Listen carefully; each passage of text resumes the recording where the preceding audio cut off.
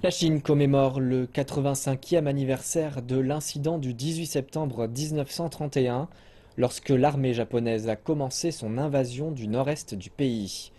Une cérémonie commémorative s'est tenue ce dimanche matin dans la ville de Shenyang, qui à l'époque s'appelait Mukden.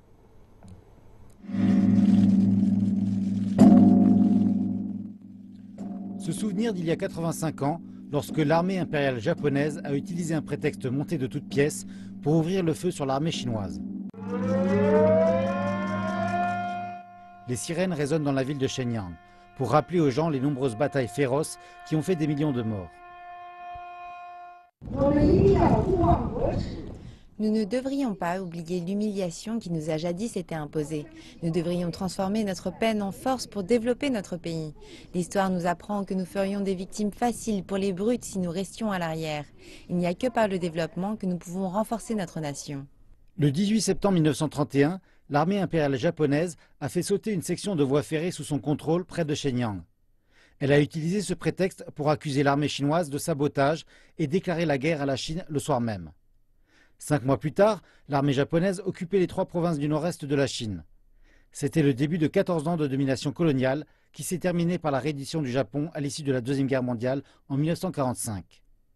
Pendant la guerre, le nord-est de la Chine a été le front intérieur de l'armée japonaise. Elle a exploité les ressources naturelles, agricoles et de travail afin d'alimenter son offensive dans la région Asie-Pacifique. Mais aujourd'hui, se souvenir des souffrances ne consiste pas à s'accrocher à la haine.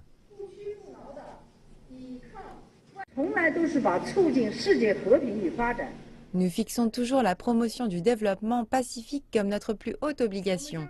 Nous continuerons à poursuivre la voie du développement pacifique et à maintenir des relations amicales avec les autres pays et à sauvegarder indéfectiblement les acquis de notre victoire dans la guerre de résistance contre l'agression japonaise et la Deuxième Guerre mondiale pour mettre en place un nouveau type de relations internationales avec la coopération gagnant-gagnant à leur centre. La vice-premier ministre Liu Yendong envoie un message clair.